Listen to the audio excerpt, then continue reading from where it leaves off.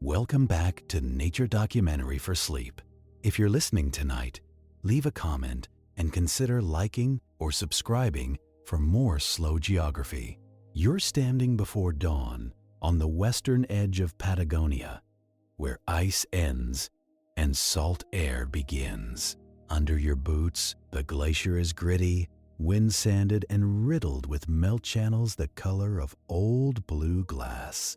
Ahead, what looks like solid ground is a loose skin of brash ice drifting over dark water. You follow the meltwater downhill, and the valley tightens into a U-shaped trough that rain could never have carved. The rock walls are polished and scratched, and the floor drops low enough to invite the sea inland.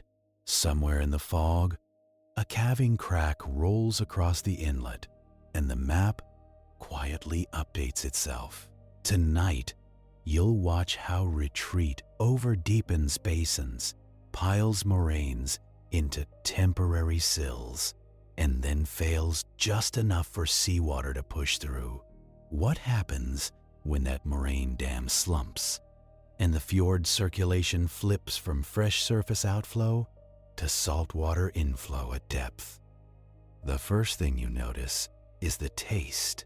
It is not just cold, it is mineral, like you licked a wet stone by accident. The second thing you notice is the sound, a steady trickle under everything, meltwater making plans. You think the glacier is a single clean slab, a frozen certainty. Wrong. It is a cracked city of ice with streets you can fall into. A thin crust of refrozen slush hides a channel, and your boot punches through with a wet sigh. You pull back fast because the water is moving, and moving water steals heat. That little mistake is your first lesson in glacial retreat. It is not a quiet shrinking. It is a reorganization, and you are standing in the meeting room. The fog lifts just enough to show the front of the glacier, a low wall where it used to be higher. You can tell it has stepped back recently because the ice face is bright and raw. Fresh ice has a color that looks dishonest, like someone turned up the saturation. A crack opens, not with drama, but with the casualness of a zipper. Then, a block the size of a building drops into the inlet, and the whole valley flinches. The wave arrives late, as if thinking about it first. It pushes brash ice toward you, a slow shove of white shards and slush. You back up onto higher, grittier ice, and you keep your weight low. This is the first escalation, and it is practical. The margin is unstable, and the water is already reaching for your feet. You follow the meltwater anyway, because the meltwater is the narrative here. It flows in shallow braids, milky and fast, carrying ground rock like flour in soup. That milky color is called rock flour, which sounds quaint. In human terms, it is the glacier sanding a mountain into dust, then exporting it downstream. Every step you take crosses a new little stream, each one cutting into the ice like a wire. You can feel the glacier under you, not moving fast, but not still. It has the slow pressure of something leaning. Somewhere below the surface, ice is sliding on wet rock like a heavy drawer on a greased track. You keep following the direction the water insists on. It leads you toward the valley throat, where the ice thins and the ground begins to show. Not soil, not friendly dirt, just scraped bedrock and piles of stones dumped without care. The air shifts again, and the salt smell gets sharper. That should not happen this far inland, you think. But the valley floor drops, and the wind is telling you the truth before your eyes do. A gust pushes fog sideways, and you see dark water lapping at the end of the ice.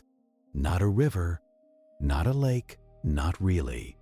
A long finger of ocean reaching into the place the glacier hollowed out. You crouch near the edge where ice meets water. The surface is cluttered with bergy bits, half melted, rolling lazily. They look harmless until you watch one turn and realize most of it is underwater. The ice you can see is just the polite part. The submerged part is the reason you keep your distance. A chunk bumps another, and they clack together like dull porcelain. That noise travels up the valley, and it sounds like a warning tapped out in code. You want to stay on the ice because ice feels like land, but you also want to step onto the exposed rock because rock does not suddenly decide to float away. This is your first real decision point. You choose the rock. You angle left toward a strip of dark bedrock exposed along the valley wall. The transition is awkward. Ice to rock, slick to slicker. Your boots scrape across a polished surface that looks wet even when it is not. It is polished because the glacier dragged stones across it for centuries.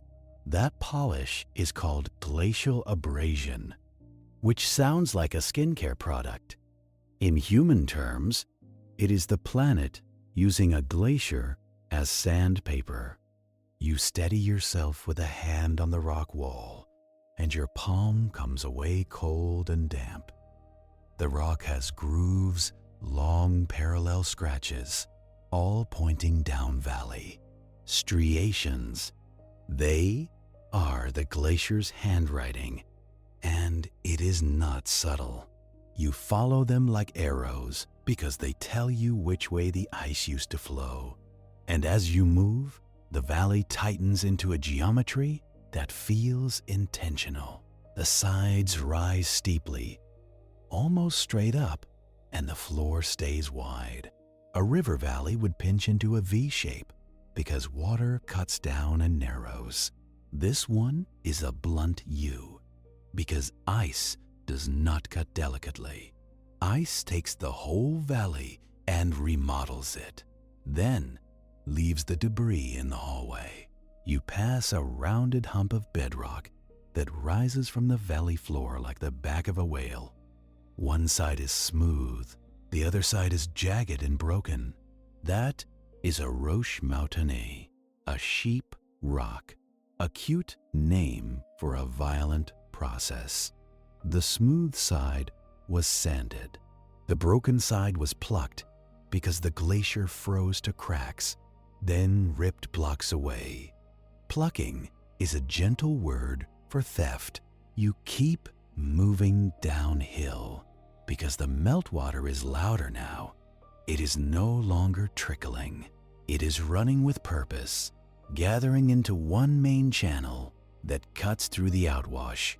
Outwash is what happens when a glacier dissolves into a river and dumps everything it carried.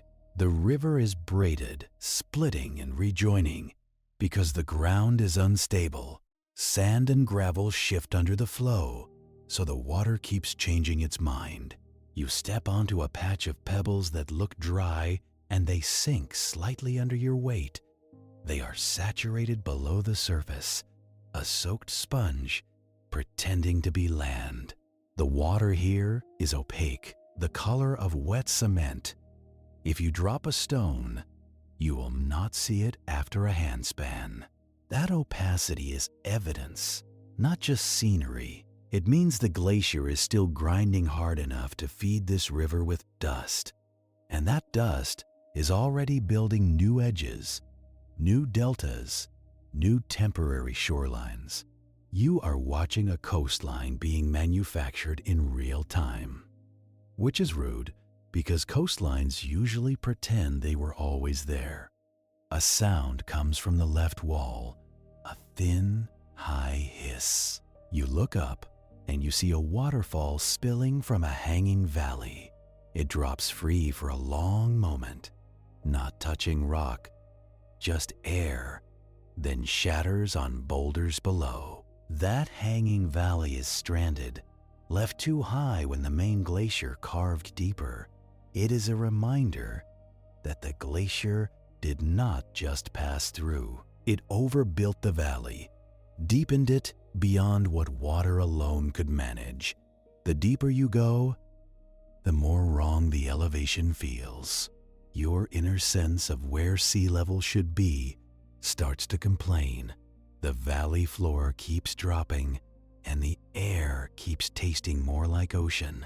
You come around a bend, and the outwash river widens, and then stops pretending. It meets a broad, still surface that reflects the fog like a dull mirror. At first you think it is a lake, but the smell is too salty, and the debris line on the stones is too neat. Tide marks. You crouch and touch the water with 2 fingers. It is cold enough to sting, but not cold enough to be pure meltwater. That is the clue. The sea is here, beneath the fresh water, waiting. You watch a small piece of ice drift past, and it moves one way. Then a few moments later, a ribbon of silt at the surface moves another way. The water is not agreeing with itself. That is because this newborn fjord is already layered. Fresh water, lighter, sits on top and tries to escape seaward.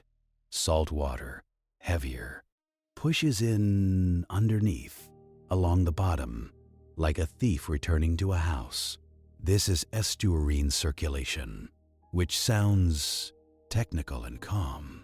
In human terms, it is a 2-story building where the upstairs tenant moves out and the downstairs tenant moves in at the same time. You can see it if you watch long enough. A thin line on the surface, a slick of different texture, marks where waters slide past each other. The fjord is breathing, and it is doing it quietly. A gust of wind comes down valley colder than it should be, and it carries a new sound, deep, muffled, like thunder heard through a pillow. Another calving crack. It rolls along the rock walls, and the walls throw it back at you in pieces. Echoes make it sound like the glacier is breaking in more than one place. It might be. Retreat makes ice thin. Thin ice makes crevasses widen, and widened crevasses make calving easier. Cause and effect stacked like dominoes, but each domino is made of frozen water and regret. You keep walking along the edge where rock meets water because the gravel flats are too soft. The rock edge gives you a narrow path, a reluctant sidewalk. As you move, you find boulders perched in places they do not belong. Rounded stones sitting on smooth bedrock, like someone set them down carefully. They were not set down carefully. They were carried in ice, then dropped when the ice melted. Glacial erratics, which is a polite way of saying the glacier used this rock as luggage. You pick one up, a fist-sized piece of granite with a sheen of moisture. It is heavier than it looks, and it smells faintly of iron. You drop it back because you do not need souvenirs. The fjord does not care what you take, but your hands will.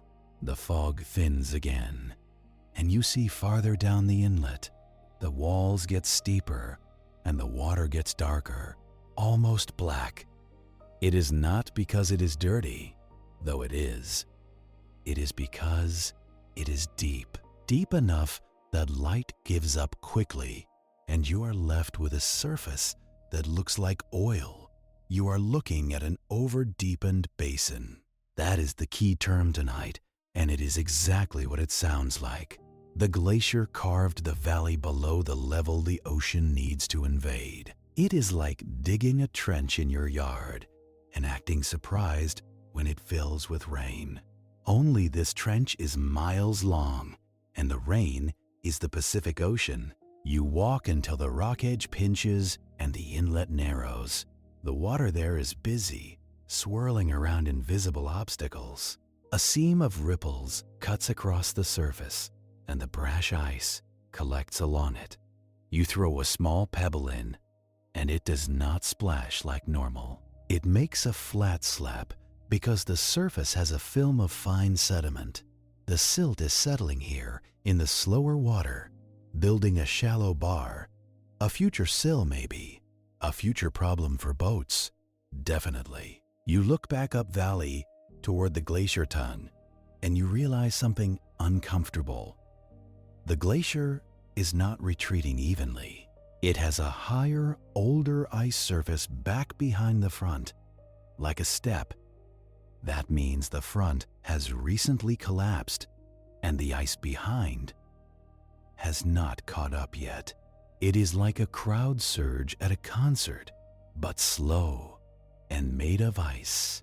A second later, as if to prove the point, the glacier front sheds another chunk. This one is smaller but closer, and it hits the water with a cannon thud. The inlet sends a wave toward the gravel bank, and the bank slumps slightly. Gravel slides into water with a sound like pouring cereal. Sediment is moving, and you can watch it happen. The fjord edge is not fixed. It is being negotiated by every wave, every tide, every collapse. You check your position not on a device, but by memory. You are in Bernardo O'Higgins National Park, which is enormous. And there are no roads here. There are only valleys that happen to connect, and weather that happens to allow you through. If you want to keep following the fjord as it forms, you cannot keep walking. The rock path will end, and the water will take over. You need a different approach.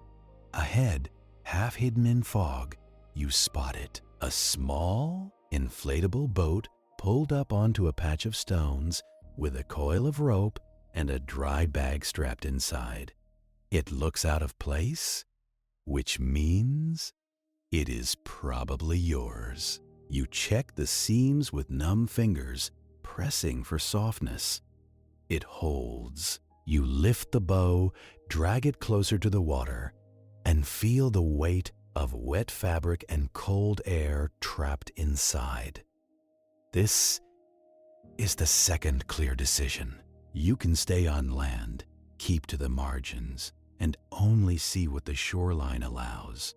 Or you can get on the water and let the fjord show you its shape. You choose the boat, because the fjord is the point and the glacier has already taken the land road away from you.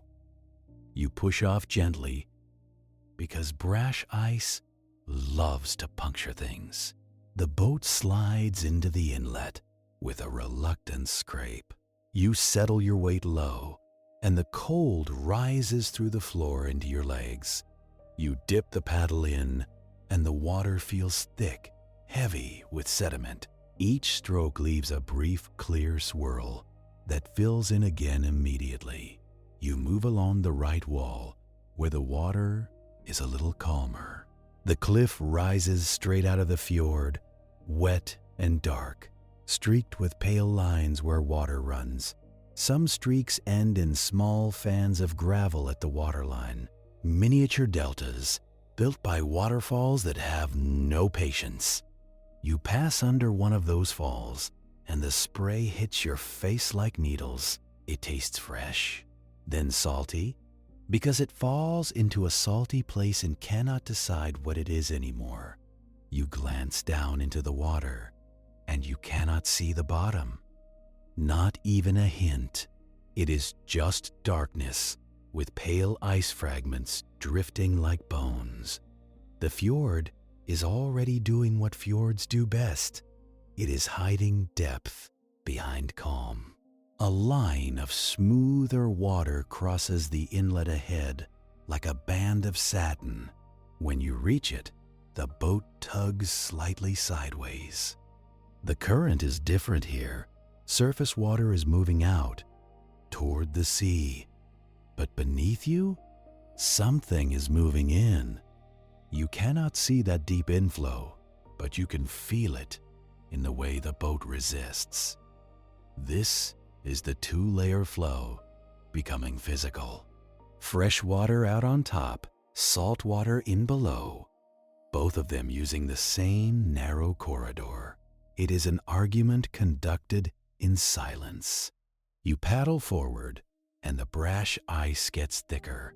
These pieces are new, angular, with sharp edges that have not rounded yet. A thin crust of slush grabs at the paddle blade, like the fjord is trying to keep its debris to itself. You angle the boat with small, careful strokes because every shard around you is a hidden knife. The ice clicks against the inflatable skin, and you feel it through the floor, a nervous tapping.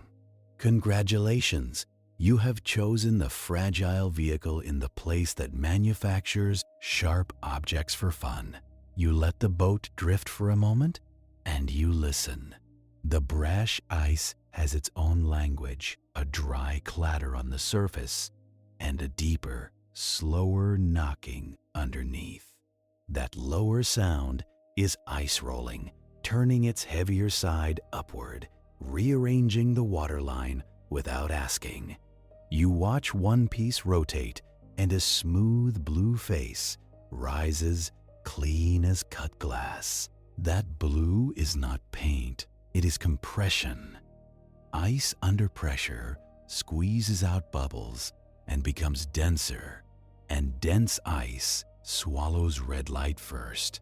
So what comes back to your eyes is blue, the color of trapped time pretending to be pretty. You keep to the wall because the center of the fjord is where the floating debris likes to gather. The wall beside you is not a slope, it is a drop. It is a cliff that goes straight into black water, as if the valley was sawed open. A river would have left shelves, bars, and gentle turns. A glacier does not do gentle, it does efficient. You trace your fingers along the rock as you pass, and the stone feels slick, like it has been recently handled. Because it has. For thousands of years, ice pressed against this wall, grinding it, polishing it, and then leaving like a tenant who skipped town. Now water is the new tenant, and it is also not planning to pay rent. A waterfall appears ahead, a white ribbon dropping from nowhere. It spills out of a hanging valley high above, and for a moment, it falls through empty air. Then it hits the fjord with a hiss, and a small fan of pale sediment blooms at the base. That is a miniature delta being built in real time, one grain at a time, like the landscape is trying to patch the wound. But the fjord is too deep for patching, and the ocean is too patient. You paddle through the waterfall spray, and the droplets sting your cheeks. The water tastes fresh in the air and salty on your lips because everything here is mixed, layered, and arguing. You look down again, and you see nothing but darkness and faint moving shadows. Those shadows are not fish, not yet. They are the suggestion of a halocline, a boundary where fresh and salt water slide past each other. You cannot see the line clearly, but you can feel it. The paddle bites differently, as if the water has changed its mood halfway down. This is the fjord learning how to circulate. At the surface, the meltwater wants out. At depth, the sea wants in. And you, floating between them, are the accidental witness. The wind drops, and the fjord goes quiet in a way that feels staged. Then the quiet breaks.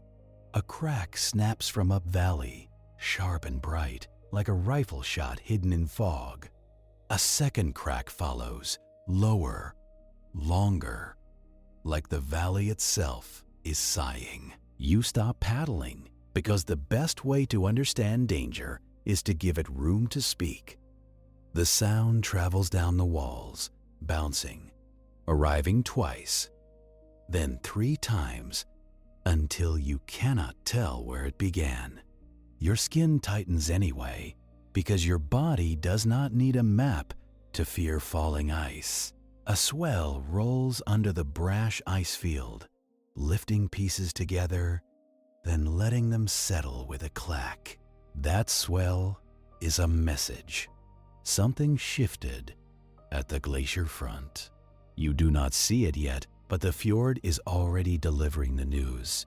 You keep moving forward because curiosity is the oldest human survival mistake. The fog thins again, and the fjord opens into a wider basin. The water here looks smoother, darker, and more confident. The walls step back slightly, and you can see side valleys cutting in like narrow bites. Some of those side valleys still hold ice-pale tongues tucked between rock ribs. Others are empty, just raw stone and waterfalls, the ghosts of tributary glaciers that already quit. This is how the fjord becomes a labyrinth. It is not carved as one clean hallway. It is a main trench with side corridors, each one left behind by its own glacier, each one flooding at its own pace. You choose the main axis because that is where the deepest water lies. Deep water means the glacier once had more power here, and it also means the sea can reach farther inland, which is the whole story tonight. A chunk of ice bumps the bow and spins away, leaving a faint smear of bubbles. Those bubbles are ancient air released from pressure, rising like a slow confession. You feel the boat tug again, sideways, then forward. A surface current is pulling you seaward, but it is uneven. The fjord is not a river, even when it pretends to be. It has tides, and it has layers, and it has underwater topography that grabs at flow like a hand. You pass over a patch where the brash ice suddenly thins, as if something below is eating it. That something is warmer salt water, rising in small eddies. Salt water holds heat better than fresh, and when it slips in at depth, it brings that heat to the ice front.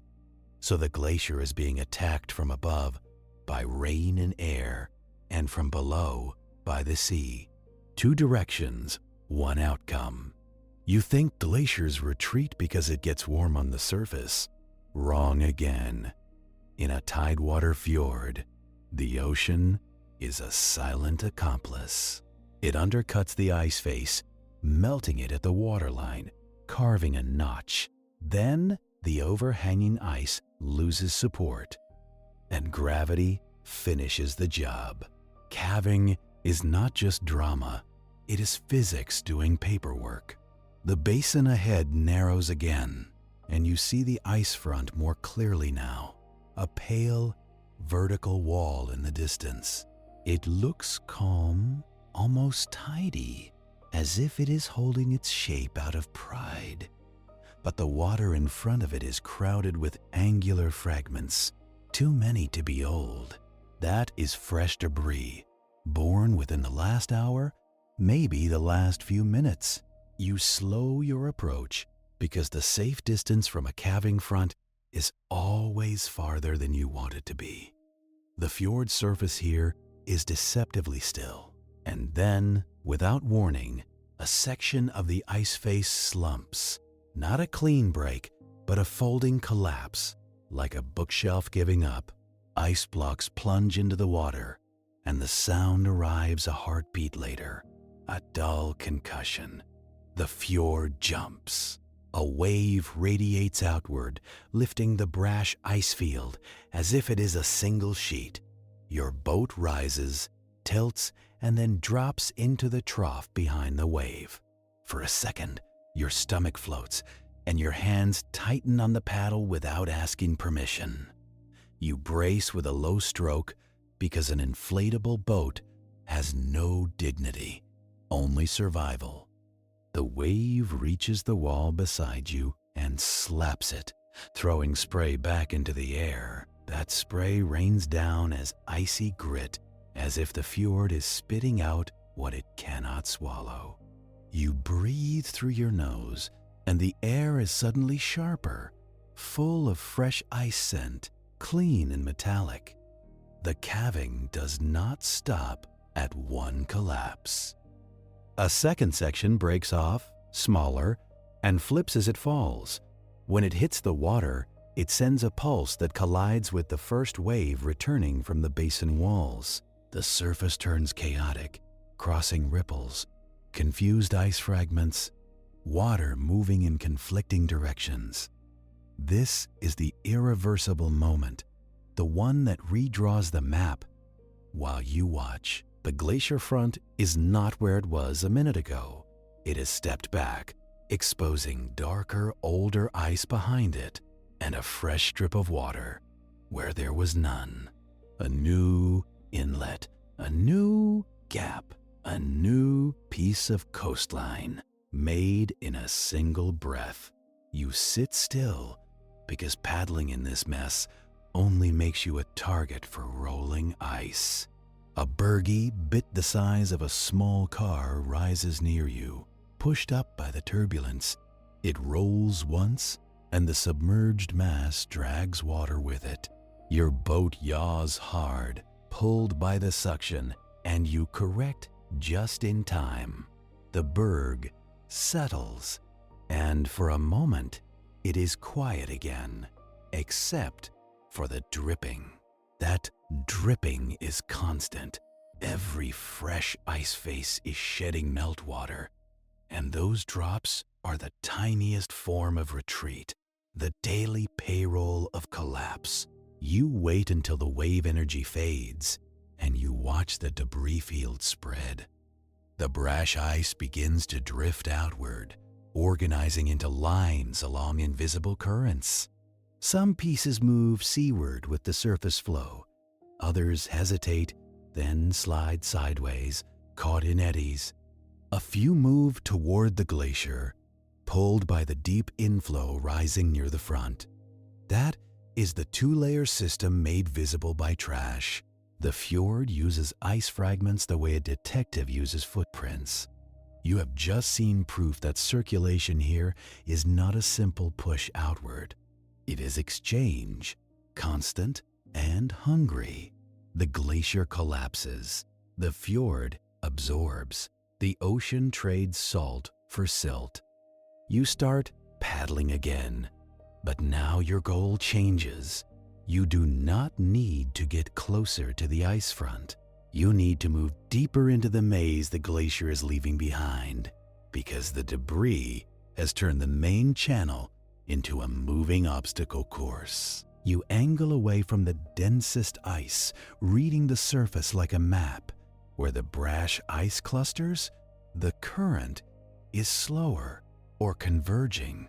Where the surface is clearer, water is moving faster, flushing debris away.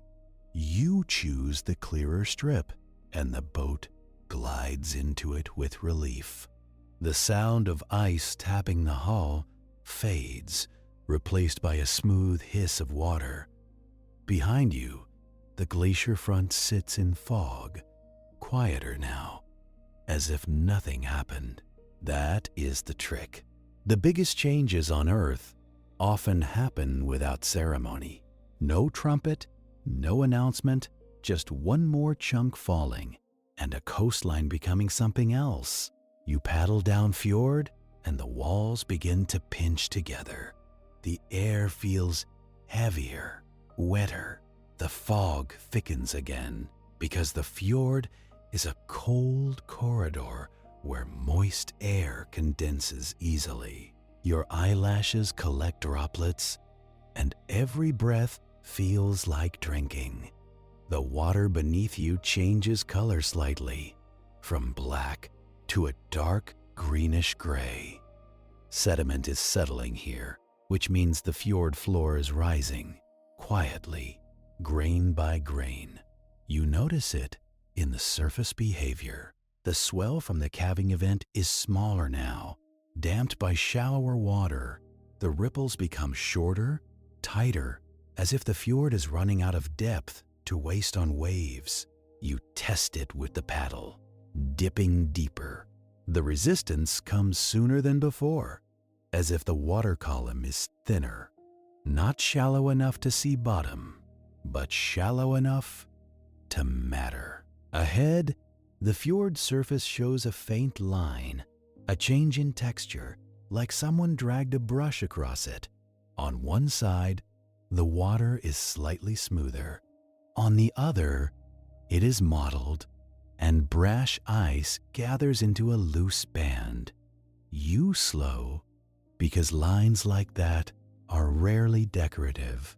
You reach the line and feel the boat hesitate, like it hit soft mud. It did not. It hit a current boundary, created by a rise in the fjord floor, a sill, forming, not bedrock, not permanent, something else. The boat's bow nudges into a patch of water that looks thick, almost gelatinous, full of suspended silt. Your paddle comes up, coated with fine gray paste. You wipe it on your sleeve and regret it immediately, because the mud is cold and gritty. This is the glacier's other talent. When it cannot hold itself together, it dumps its pockets onto the valley floor. Boulders, gravel, sand, clay, all released in a confused heap. That heap is not random in its consequences. It becomes a ridge, and that ridge becomes a decision point for the sea. You drift forward, and the water shallows enough that you see color shift near the surface. A faint brownish tint, the suggestion of bottom somewhere far below, closer than before. A piece of driftwood appears, bobbing among the brash ice, dark and waterlogged. It looks out of place because trees do not grow in the middle of an ice field. But the fjord is good at stealing things from one place and delivering them to another. That driftwood probably came from a river mouth farther out, carried inward by the deep inflow, then lifted by turbulence. Or it came from a slope collapse, a tree torn from soil as the shoreline slumped.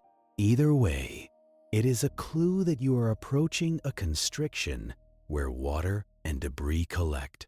You smell it before you see it clearly, a faint organic sourness, mixed with salt, brackish water. You are leaving the clean violence of the glacier front and entering the messy negotiation zone, the place where the glacier's last arguments sit in a pile. The fog parts just enough to show a low, uneven line crossing the fjord ahead. At first, you think it is a reef or a series of small islands. Then you realize it is too straight to be natural rock and too chaotic to be human. It is a ridge of debris, barely breaking the surface in places, hidden in others. A moraine, terminal moraine, or one of its relatives, depending on exactly where the glacier paused. The name does not matter as much as the function. This is the glacier's dumped cargo, piled into a dam. The glacier used to stand here long enough to unload, and when it retreated, it left this ridge behind, like a barricade. You approach slowly, because moraines are not solid ground. They are a mix of everything, from flour, fine clay, to house-sized boulders, stacked without planning. The water around the ridge is confused. Small standing waves form, even with little wind, because flow is being forced over and around the shallow rise. Brash ice collects along the upstream side, then slips through gaps like coins falling through fingers. You aim for a gap, a darker notch where water seems to be moving through. As you get closer, you see the ridge more clearly. It is a jumble of rounded stones, sharp fragments, and muddy sand, some of it slick with algae. Small pools sit between rocks, and in those pools the water looks different, brownish green, as if it cannot decide whether to be sea or lake. That is exactly what it is. Behind this moraine, water is less salty, more protected, more stagnant.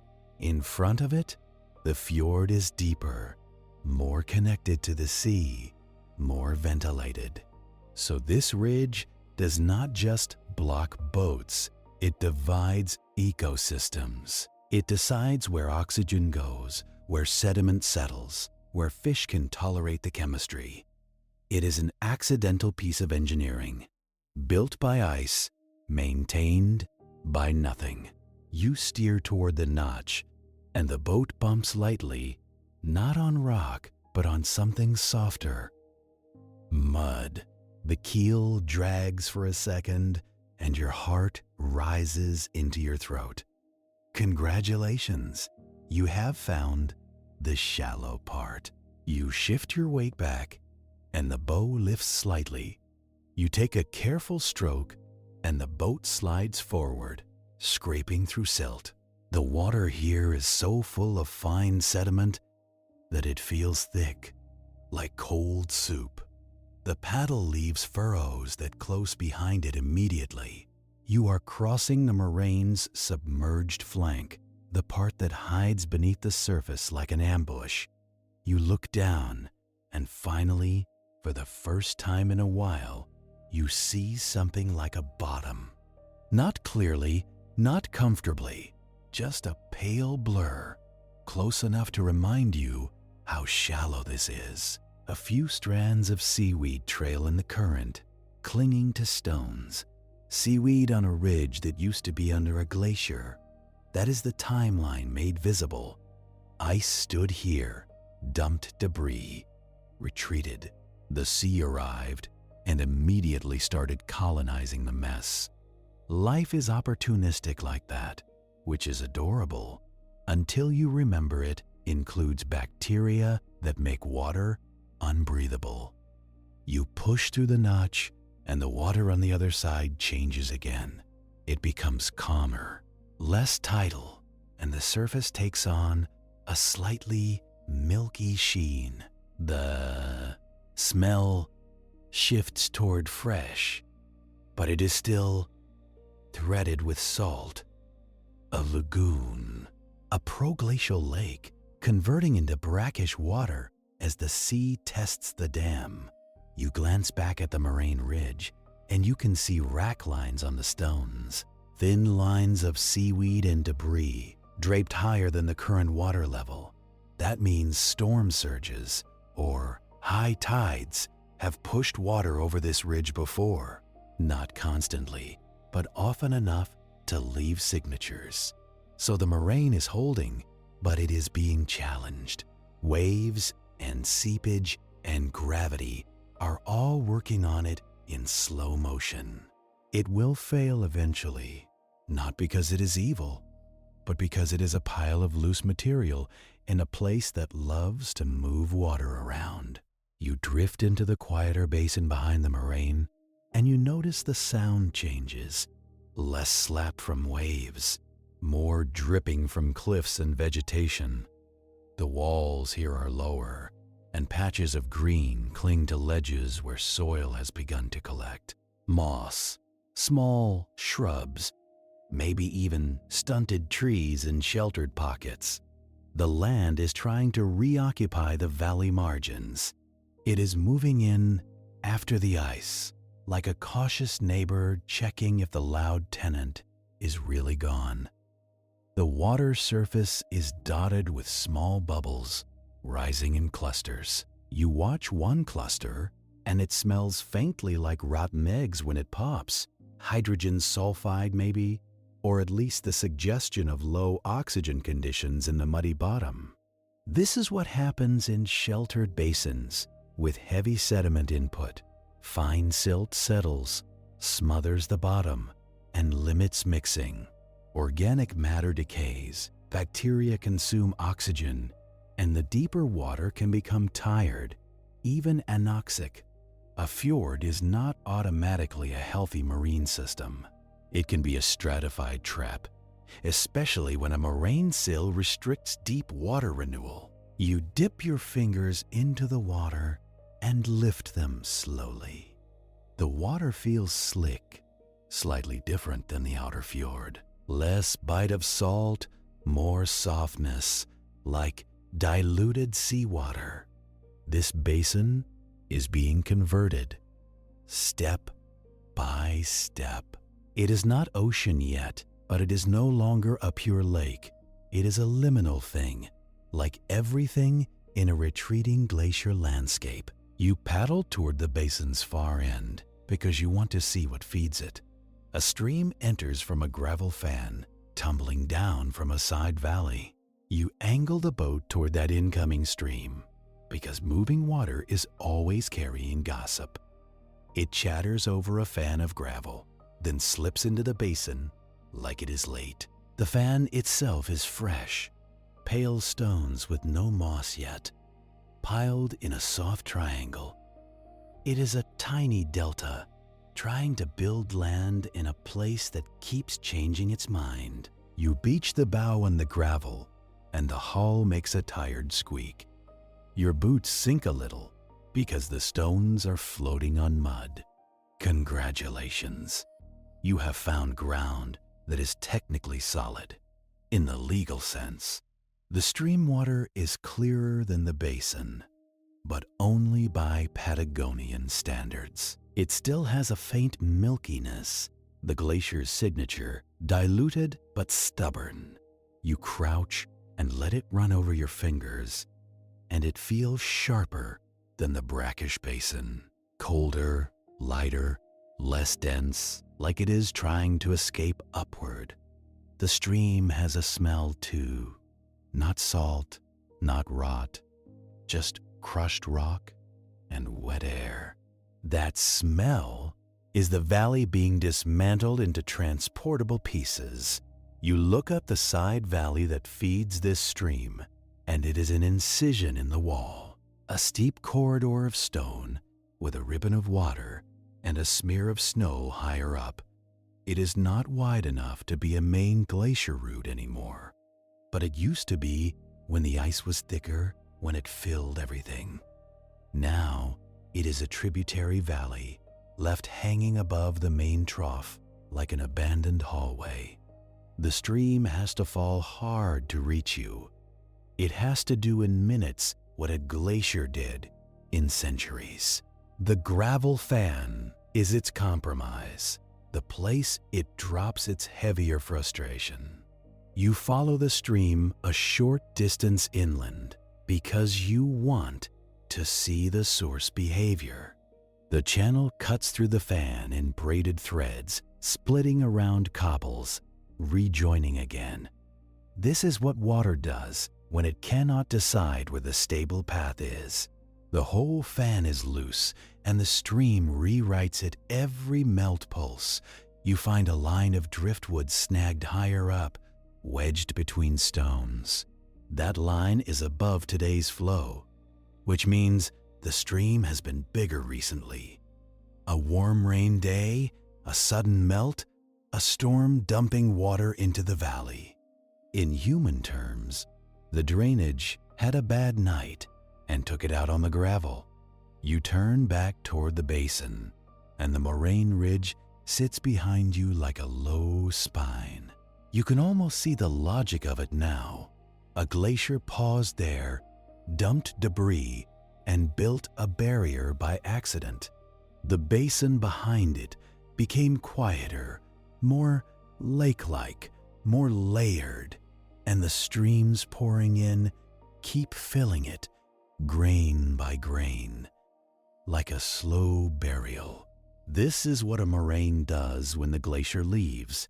It is not a monument. It is a temporary dam holding back a conversion. You step onto a larger boulder at the edge of the fan, and you scan the water surface. The basin looks calm, but the calm is a disguise, like a polite smile. Along the far shore, the waterline is not clean. It is scalloped with small inlets, tiny marshy pockets, forming where sediment has accumulated.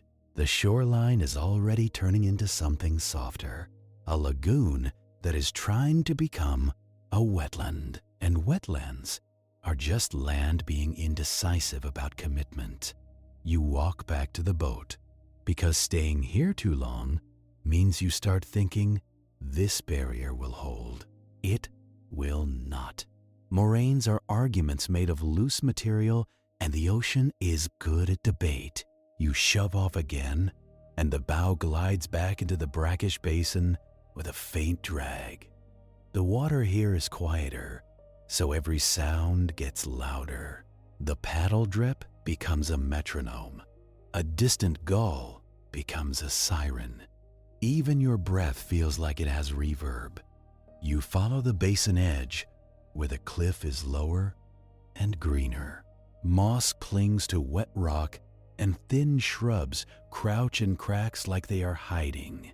Soil is beginning to exist here, which means time has passed since the ice left. Not enough time for comfort, just enough time for life to take the hint.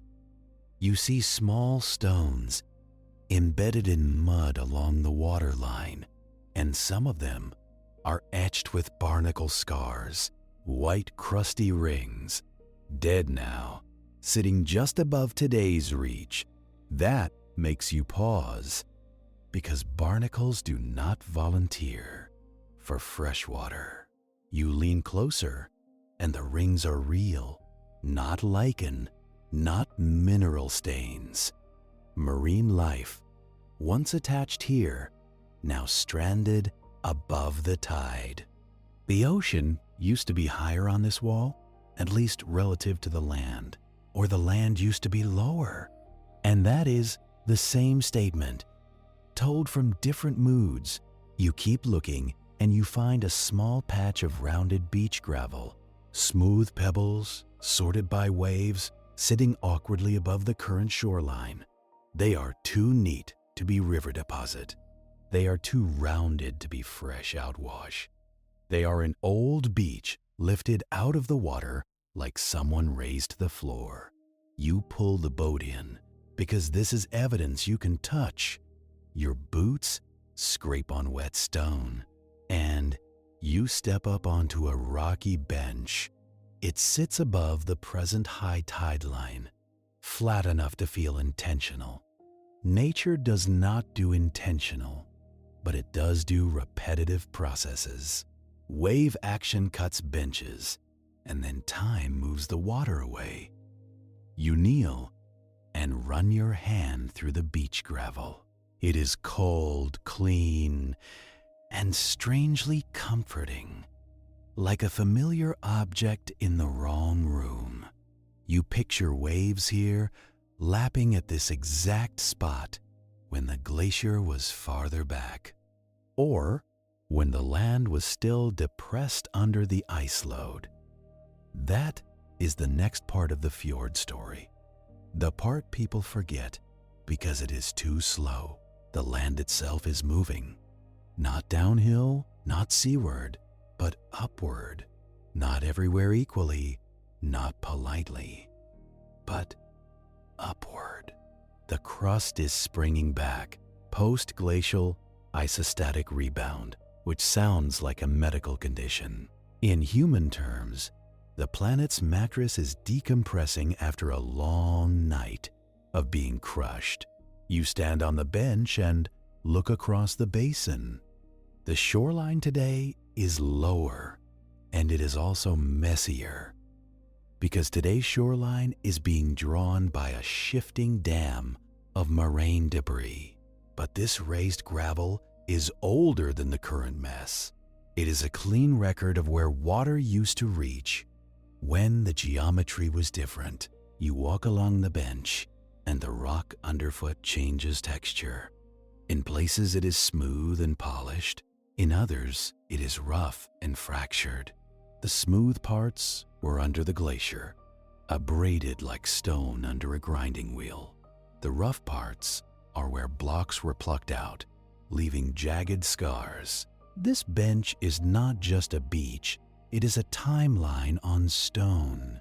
You find another line of barnacle scars higher up, faint but still there. A second raised shoreline, older, higher, quieter. You lift your head and now you see the valley wall differently. It is stepped like a staircase carved into rock, each step a former waterline. Not all of them are easy to spot, but your eyes adjust. A subtle flattening here, a strip of rounded stones there, a line where vegetation changes because salt spray used to reach that height. These are the fjord's ghost shorelines, lifted as the land rebounds. Every one of them is the ocean losing an argument, not because it gave up, but because the ground rose under it. You think sea level is the boss in a coastal landscape. Wrong. In a post-glacial fjord, the land can stand up while the ocean watches. You walk farther along the bench and the air feels less damp. A slight rise in elevation changes the smell. Less brine, more wet plant. And that smell is another clue. If this place used to be regularly splashed by salt water, most plants would have struggled. But now the moss is thick, and small flowers cling to cracks, tiny and stubborn. They arrived after the salt retreated, after the shoreline dropped away, or after the land lifted away. Again, same statement, different mood. You stop near a boulder with a sharp edge, and you notice it is balanced oddly. One side sits on bedrock, the other hangs over a small hollow. It looks like it was dropped there. Then the ground around it shifted. That is exactly what happened. Just not in your lifetime. As the land rebounds, it does not rise like an elevator. It flexes, it tilts, it warps, because the crust is not a rigid board. It is an elastic shell over a slow-flowing mantle. So a shoreline can lift unevenly, and a rock can end up perched in a way that feels wrong. You crouch and look under the boulder. The hollow beneath is damp, and in the dampness you see fine silt, layered like thin paper. Those layers are flood deposits, melt pulses, storms, seasonal events, each layer settled when water slowed in a protected pocket. And now the pocket sits above the waterline, drying out slowly. The fjord is not only being flooded by the sea, it is also being unflooded by rebound in small, relentless increments. This is why Patagonian shorelines are so confusing. You can have the ocean pushing inland as ice retreats, and simultaneously have the land rising out from under it. It is like trying to fill a bathtub, while someone quietly lifts the tub. You walk back toward the boat with a new kind of caution, because navigation here is not just about water depth today. It is about what depth used to be and what it will be next decade. Channels shoal without warning. Sills rise into the tidal flow. Basins that were deep enough to exchange oxygen become trapped pockets. And all of this happens while the glacier keeps retreating, feeding the system more water, more sediment, more chaos. You push off again, and the boat noses into the basin. You aim for the moraine gap you used earlier, because that is the easiest passage. As you approach, you notice the surface pattern has changed. A thin line of foam marks the flow, and it is stronger than before. The tide is turning, pushing more seawater against the moraine. You can feel it in the way the boat drifts sideways when you stop paddling. This ridge is not a static wall. It is being pressed and pulled twice a day, every day, like a loose tooth. You reach the notch, and the boat bumps again.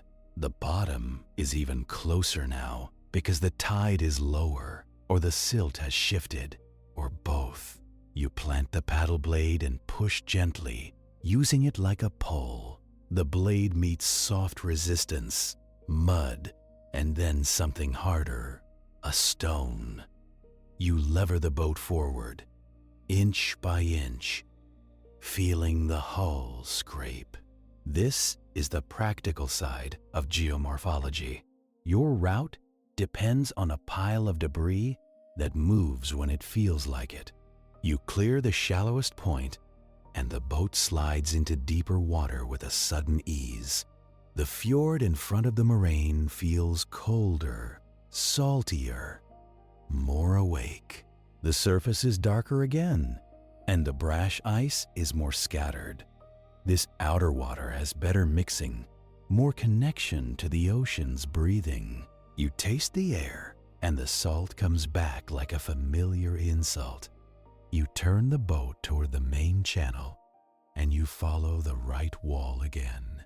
The cliffs rise higher here, sheer and wet, with long streaks where water runs. Some streaks end in small alcoves, and in those alcoves, you see fresh rockfall debris. Angular blocks piled at the base, still clean of moss.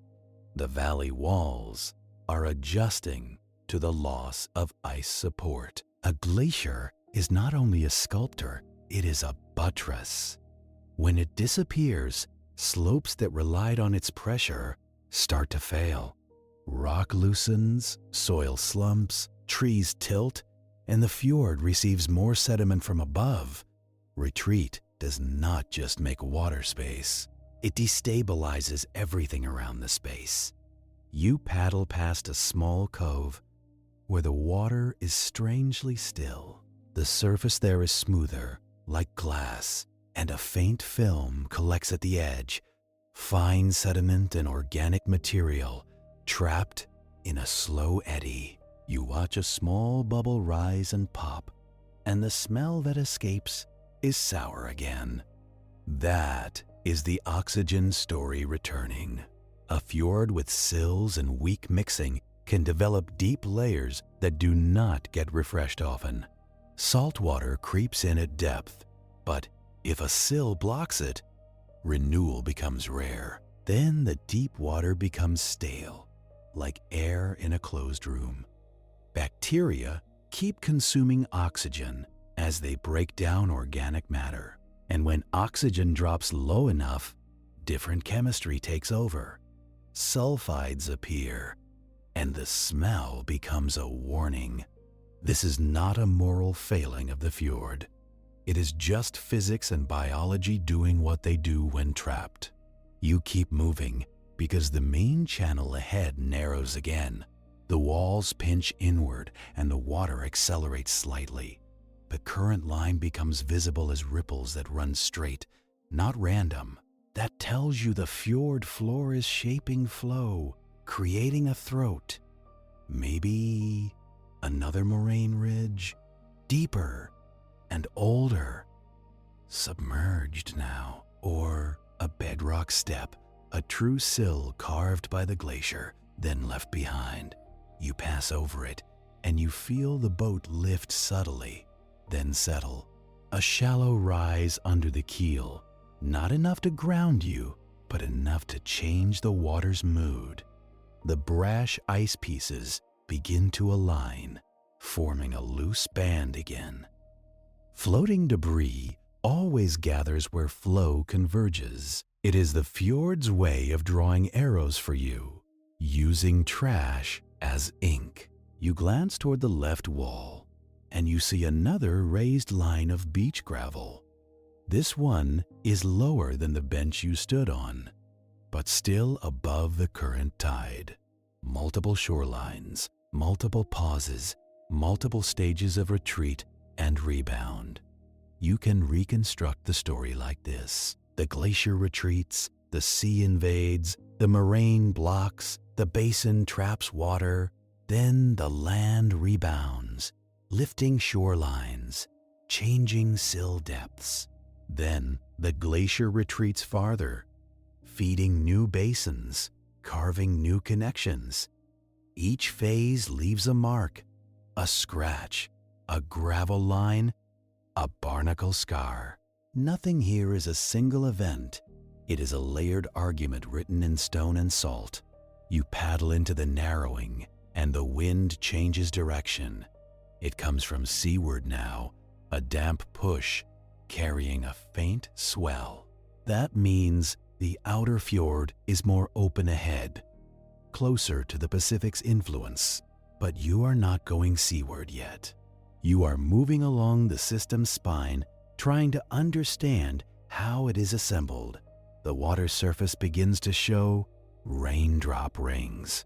At first it is a few, then a dense tapping. The sound is soft, almost comforting, like a steady whisper. But the rain feels wrong. Not because rain is unusual here. It is Patagonia. It rains as a hobby. It feels wrong because it is not biting cold. It is cool, yes, but it does not sting the way you expect. Near a glacier, it lands on your hands and feels like any coastal rain. Warm enough to melt, warm enough to matter. This is where the story starts accelerating, and you can hear it on the water. Rain on a fjord. It is heat, delivery. Every drop is a tiny transfer of warmth into an ice-made landscape. You lift your face and let the rain hit your cheeks. It is not comfortable, but it is information. Rain at this temperature means the freezing line is higher than it used to be. It means more precipitation falls as liquid, not snow. Snow builds glaciers. Rain dismantles them. You keep paddling under a ceiling of low cloud, and the fjord walls blur into gray. The waterfalls you saw earlier fatten. Their ribbons thicker now. They respond quickly to rain because the basins above are steep and thin-soiled. Water does not linger. It rushes down, dragging sediment with it, and the fjord receives it like a patient collector. You feel the current change again, and you see a thin brown plume entering from a side inlet. A sediment plume spreading on the surface like tea in water. It floats on top at first because it is fresh and less dense. Then it slowly mixes, settling, sinking, feeding the fjord floor. This is how fjords slowly fill. Not quickly, not dramatically, but constantly. A glacier carves a deep basin in a geological instant. Then sediment spends thousands of years trying to erase it. Erosion creates the space. Deposition tries to reclaim it. And, for a while, the ocean occupies the argument. You paddle farther toward the inner reaches again, aiming for where the glacier's influence returns. The brash ice becomes more common, and the water temperature feels colder against the paddle blade. The rain continues, steady and unbothered. On the cliff faces, you see dark streaks widening as water runs in sheets. In places, the sheets carry grit, leaving pale fans at the base. Those fans creep outward into the fjord, building tiny deltas that steal depth. You pass one fan where the water near shore is a lighter color. That lighter color is shallow water, silt suspended near the bottom, easy to stir. A gentle swell lifts and drops the boat, and the drop stirs the sediment into a brief cloud. The fjord is sensitive. It does not take much to resuspend fine material once it settles. You think this landscape is rock and ice, solid and decisive. But so much of it is mud in suspension, waiting to be moved again. You catch a faint smell in the rain, metallic and earthy. It is the smell of wet moraine, wet outwash, wet debris. It is the smell of old glacier grinding rehydrated into slurry. You paddle into a wider section, and you see the surface dotted with small dark specks. At first, you think it is floating debris. Then one speck moves against the current, purposeful. A bird, low on the water, using the surface like a runway. Life is present, but it is selective. Only certain things tolerate this constant cold, this shifting salinity, this sediment load. In the outer fjord, you might see more fish, more marine mammals, more stable food webs. Here, closer to the melt, the ecosystem is stressed and stratified. Fresh water on top, salt water below, and a halocline between them that acts like a barrier. Nutrients and oxygen do not move freely across that barrier. So life clusters where mixing occurs, near sills, near inflows, near turbulence. The fjord decides who eats by deciding where water stirs. You start noticing it in small betrayals of color. A pale green seam, a little brighter than the surrounding water, slides along a rock wall. That seam is plankton catching light, sitting where salt and fresh mix just enough. You would not call it beauty exactly. It is more like the fjord, trying to grow a living skin over its own injury. You dip your paddle and pull slowly, and the blade comes up cleaner here. Less grit, fewer grains, scraping the plastic like sandpaper. That means mixing, which means oxygen, which means life. That is not just bacteria working overtime. But the mixing is not everywhere. It is localized, stingy, like the fjord only ventilates certain rooms. You follow the seam because it is a map drawn in biology. The seam leads you toward a narrowing where the current speeds up again. The rain keeps tapping the surface, steady and soft, like static in the background. And under that sound, there is another one. A low, constant hiss, as if the cliffs are exhaling. You look up and see it. Water is not just falling in ribbons anymore. It is sliding in sheets, and where the sheets touch loose debris, the whole slope begins to creep. This is what happens after ice retreats. The slopes were propped up, chilled, and stabilized by a wall of frozen mass. Now the prop is gone, and the glue is rain. A small rockfall snaps from the left wall, sharp as a knuckle crack. Pebbles skitter down, then a larger block tumbles. And the sound deepens. The block hits the water, and the fjord answers with a dull gulp. A little ring wave spreads outward, pushing brash ice aside like a curtain. That is your reality check. Even when the glacier is quiet, the valley is still rearranging itself.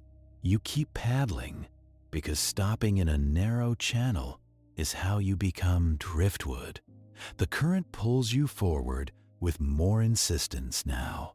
Surface outflow is stronger when rainfall and melt increase. More fresh water on top means more push toward the sea.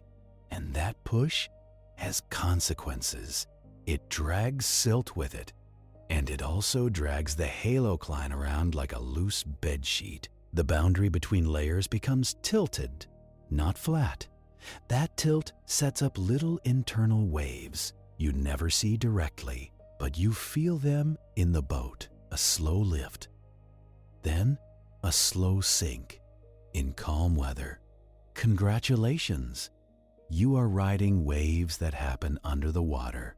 Ahead, the fjord bends, and the right wall becomes a long, sloping ramp of debris, not a clean talus slope of broken rock. This is mixed material, boulders embedded in mud, sand smeared over everything, till the glacier's unsorted junk drawer, now being reworked by rain and gravity. At the waterline, a thin brown plume trails along the slope. That plume is sediment leaking into the fjord like a slow spill. You edge closer to see it because you are apparently committed to bad decisions. The water here smells different, more earthy than salty. It smells like soil that has been underwater too long. You watch the plume, and you can see it sliding over darker water beneath. Fresh on top, heavy salt below, and the sediment riding the surface layer like a passenger. It travels seaward, then peels away in a thin tongue, spreading out. Some of it will settle in quiet pockets. Some of it will get carried out, exported to the continental shelf. Either way, the glacier is still building. Even as it retreats, it is building mud. It is building sills. It is building future navigation hazards and future marshes. You round the bend and the wind changes again. It comes down valley colder with a faint, clean edge that rain air does not have. That is glacier air drained from higher ice like water from a sink. So, the glacier is still close enough to influence weather in your face. You feel the temperature drop on your cheeks. The rain feels colder now, closer to sleet, even if it does not freeze. The fjord narrows into a corridor with cliffs that look freshly washed, and then you see the surface darken in a long oval patch. Not from shadow. The cloud cover is uniform. This is darker because the water is moving differently here. A boil, a slow upwelling, as if something is rising from depth. You drift into it, and the boat yaws slightly, then steadies. The paddle stroke feels heavier, like the water has thickened. This is deep inflow finding a place to breathe upward. Salt water pushes in along the bottom, meets a sill, then rises as it is forced over. Where it rises, it can bring heat and oxygen upward. It can also bring trouble. If the deep layer is stale, low in oxygen, it can bring that staleness into shallower water. You watch the dark patch for another moment. Tiny bubbles rise through it, not like a boil, more like a slow fizz. Gas from sediment, methane, or other decay products released where currents disturb the bottom. The fjord is not just water and rock. It is a chemistry set with a lid made of fresh water, and you are floating on that lid. You paddle out of the dark patch, and the surface returns to its earlier texture. The brash ice becomes sparse again. Farther ahead, a pale haze thickens at the end of the corridor. At first, you think it is fog. Then you realize the haze is coming from the water itself, a milky bloom, brighter than the rain gray around it. Rock flour, concentrated. That means you are approaching a stronger meltwater source, not the main glacier front. You already left that chaos behind. This is a different kind of melt input. Surface streams dumping directly into the fjord from the ice. or from a debris-covered tongue hidden in the side valley. The haze smells like crushed stone again. It is the taste of abrasion delivered as a mist. You follow it because it is the fjord's bloodstream, and you are trying to understand circulation by taste and color. As you enter the milky zone, the water's surface becomes oddly smooth. Suspended fines dampen small ripples, making the surface look calmer than it should. It is a trick. The water is moving fast, but it looks still, like a predator holding its breath. You see a narrow stream pouring straight from a notch in the cliff, not a waterfall from a hanging valley. This is lower, closer to the current waterline, and it comes out with force. A meltwater outlet, possibly from an ice cave or a subglacial channel. The stream hits the fjord and spreads outward in a fan, milky and cold. It rides the surface for a while because fresh water floats. Then it begins to curl along the wall, pulled by the overall outflow. That outflow is stronger now. Swollen by rain, you point the bow into the fan, and the boat feels like it enters a different fluid. The water is colder, sharper. Your hands numb faster on the paddle grip. Congratulations, you have found the part of the fjord that is actively made of glacier. You lean toward the cliff and listen. Behind the rock, you hear a muffled roar, steady, like a distant highway. That is water moving through ice and debris, somewhere you cannot see. A subglacial drainage system, routing melt from the surface down to the bed. This is where the warming becomes more than a mood. When meltwater finds cracks and shafts, it drops through the glacier. Those shafts are moraines, like vertical drains in a parking lot. Water falls down them, hits the bed, and spreads. It lubricates the interface between ice and rock. Lubrication reduces friction. Reduced friction makes ice slide faster. Faster sliding pushes more ice toward the front, into deeper water where calving can increase.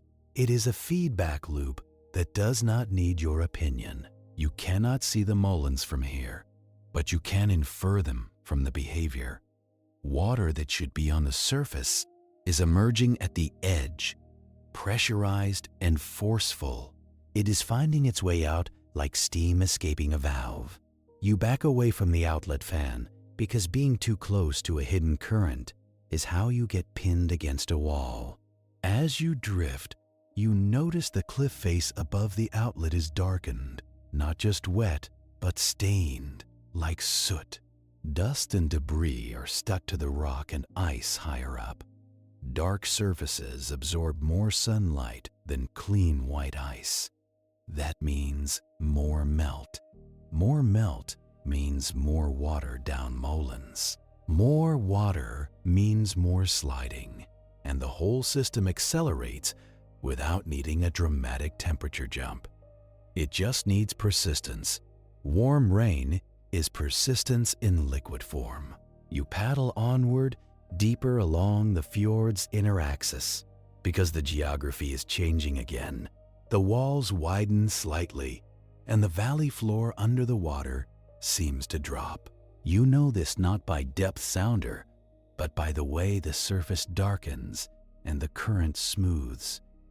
Deeper water gives currents room. It also gives tidewater glaciers room to fail. You see, ahead, a new cluster of brash ice. Not as dense as the main front, but fresh enough to be angular. The pieces are smaller, more splintered, like shattered plate glass. That tells you the ice is coming from fracturing, not just calving blocks. Fracturing happens when crevasses open wider, when the glacier is under stress. Stress rises when flow speeds up, when the ice is stretched. Stretching happens when the front retreats into deeper basins. Again, feedback. The fjord is a machine that turns warmth into coastline. You thread through the brash field slowly. Your paddle taps a shard, and the sound is sharp, unpleasantly crisp. The boat brushes another shard, and you feel the vibration through the inflatable floor. You keep your strokes short and controlled, and you watch the ice pieces carefully. They drift in patterns, organizing into faint lines. Those lines show you where currents converge, and where currents converge, silt settles faster. Silt settling builds shallow zones. Shallow zones create future sills. Future sills will change the fjord circulation and oxygen budget. So the ice field is not random clutter. It is an early warning system for the fjord's future plumbing. A gull lands on a piece of ice nearby. It stands with a hunched posture, as if even the bird is tired. It pecks once at the surface, then lifts its head. It is not eating the ice. It is looking for tiny things trapped at the boundary, small crustaceans or larvae concentrated by mixing. That is how life exploits stratification. It finds the edges. It lives at interfaces. And tonight, so do you. You keep moving, following the main channel. Rain continues, then eases for a few minutes, then returns. In that brief lull, you hear something else clearly. A series of dull thumps, far ahead, spaced out like slow footsteps. Not thunder, too contained. Not rockfall, too rhythmic. This is ice collapsing in small increments. Serac fall or frontal crumbling somewhere around the next bend. You paddle toward it because the fjord is forcing you to choose between knowledge and comfort. Comfort loses. The channel bends left, the walls tighten again, and the water turns a darker shade of green. The brash ice thickens, and the air becomes colder, more metallic. Then you see it. Not the main glacier front from earlier. A secondary front, smaller, tucked into a side valley that meets the main fjord at an angle. A tributary glacier, still tidewater, still connected, still calving into its own little embayment. This is how the fjord network gains branches. The main trench floods first, then side glaciers retreat, and their basins flood too. Every tributary valley becomes a future side fjord. The coastline becomes lacework. You drift at the mouth of this side embayment and watch the water surface. A milky plume pours from the ice edge, spreading outward, then getting pulled into the main channel's outflow. The main fjord is stealing the tributary sediment, exporting it, so the tributary basin may deepen faster because its fill is being removed. Or it may silt up, depending on the balance. Here is the cruel part. The same sediment that clouds the water also helps build sills that can trap water and reduce oxygen. But sediment also builds deltas and marshes, which can create habitat. The fjord is not choosing good or bad. It is just allocating material. You angle closer to the tributary ice front, but not too close. You keep a respectful distance, which means far enough to feel cowardly. The ice wall is lower than the main front you saw, but it looks more fractured. Crevasses run like lightning bolts across its face. Dark lines, wet with melt, cut down from the top and disappear at the waterline. Meltwater channels, incised into the ice like scars. Some channels end in holes that swallow the water. Those are Mowlin mouths, and they look like nothing, just an absence. but they are the drains that connect surface warmth to the bed. You watch water pour into one, and you can almost feel the glacier shiver, not from cold, from movement. The glacier is being lubricated from within. Like a machine receiving oil, the sound of water entering the mountain is a hollow gulp. Then it vanishes, and the ice face sits there pretending it is solid. The fjord around the face is littered with small berg bits. Some are white and bubbly, fresh snow ice. Some are blue and clear, compressed older ice. You can tell which ones have rolled recently by their wet sheen. Every roll is a small event of buoyancy and collapse. Underwater melt undercuts edges, then the center of mass shifts, then the berg flips.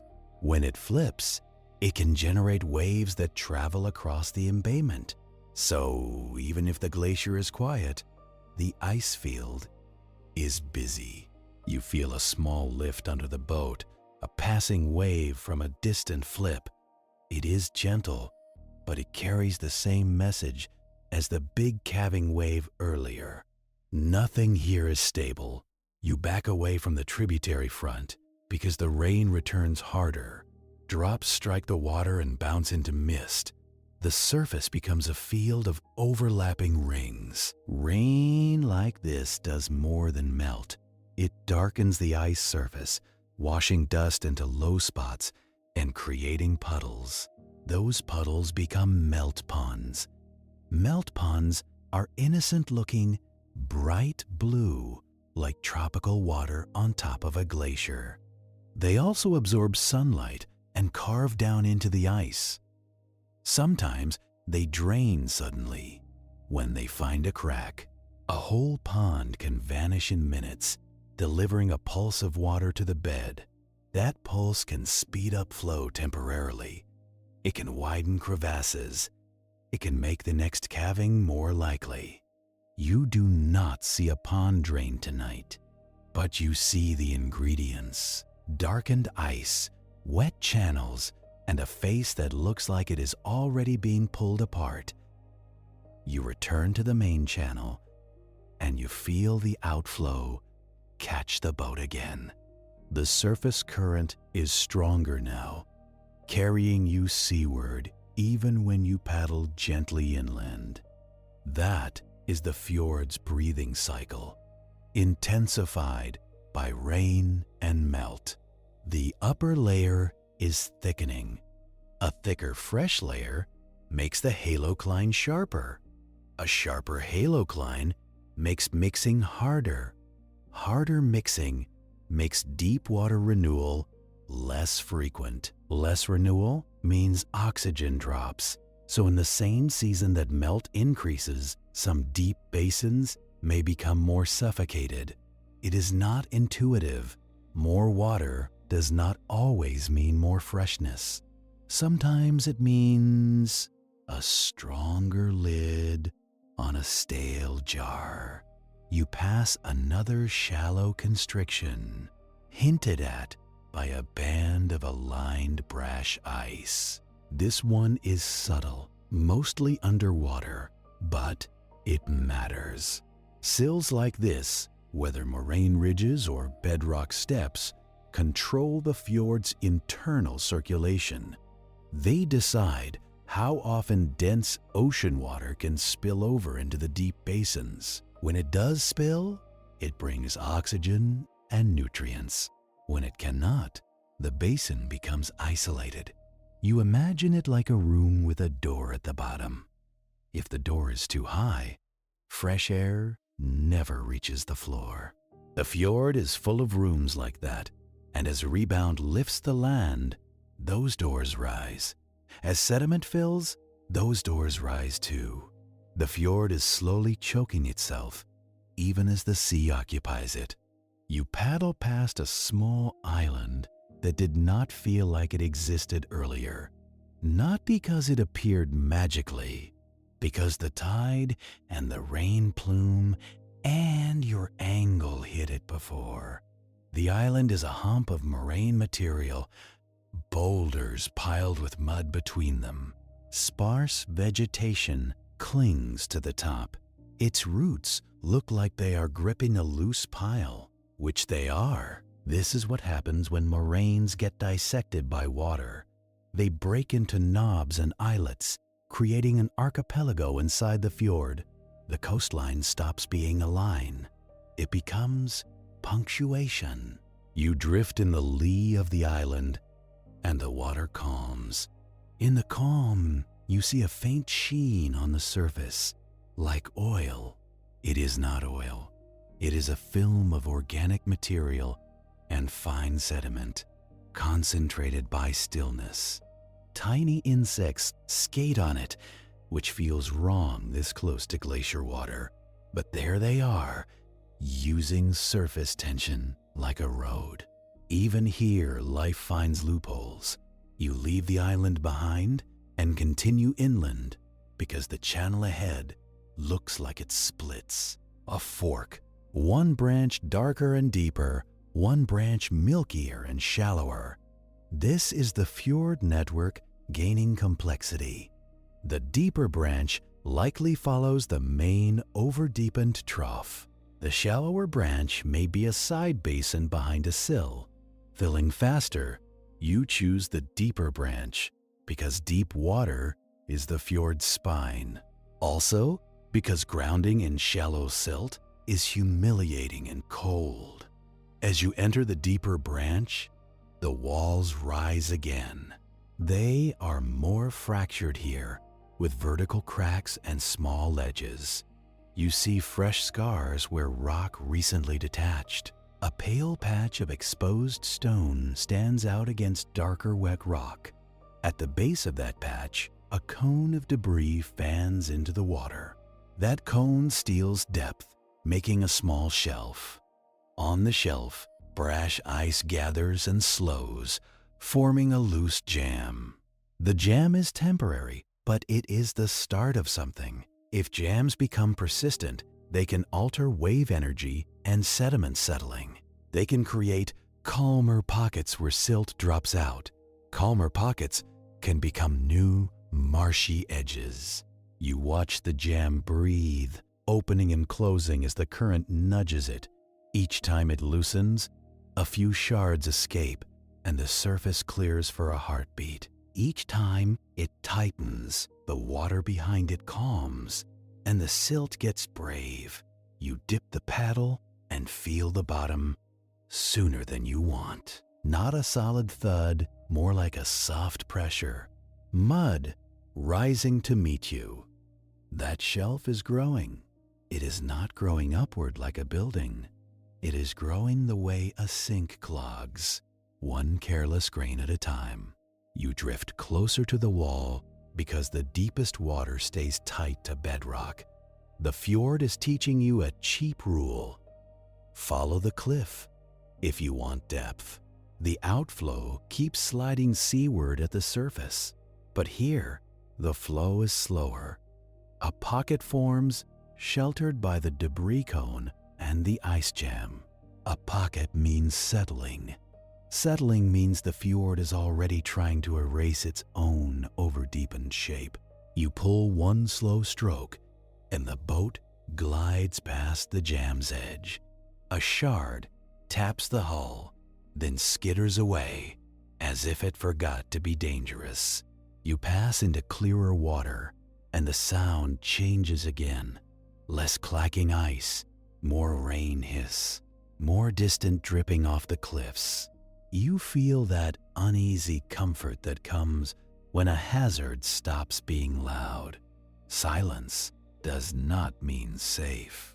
It means the system has moved the problem somewhere else. Ahead, the channel bends around a blunt headland of rock. The bend hides what the fjord is doing next, like a hallway turning its shoulder. You take the bend slowly, because fjords love blind corners. On the far side, the water darkens abruptly, not from depth alone. From shadow and steepness, the walls here rise like wet teeth. The cliff face is striped with thin ledges, and on those ledges, shrubs crouch in wind. They look temporary, like they are waiting for permission. You hear a new sound under the rain, a deep, hollow thrum. It is not thunder, it is water pushing through a constriction, a tidal throat working overtime. The surface shows it two long, smooth streaks that cut through raindrop rings. Those streaks are current lanes. They point toward a narrow pinch ahead, where the fjord seems to swallow itself. You aim for the calmest lane, because the calmest lane is usually the fastest. Your paddle bites, and the boat surges forward with the current's approval. For a few seconds, you barely have to work. Congratulations, you have entered the fjord's moving walkway, and it does not care where you want it to go. The pinch is a natural gate, rock on both sides, water forced to behave. As you approach, the water begins to chatter. Little standing waves form in place, flickering under the rain. That only happens when flow hits a rise below, a sill. Not a moraine this time. You can feel the difference. The water accelerates, clean and hard, as if the bottom steps up in one piece. A bedrock threshold, carved and left behind by ice, then polished by tide. You slide over it, and the boat lifts subtly, then drops into deeper water beyond. The drop is not dramatic.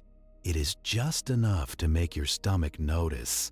Beyond the sill, the surface goes smoother, darker, and colder.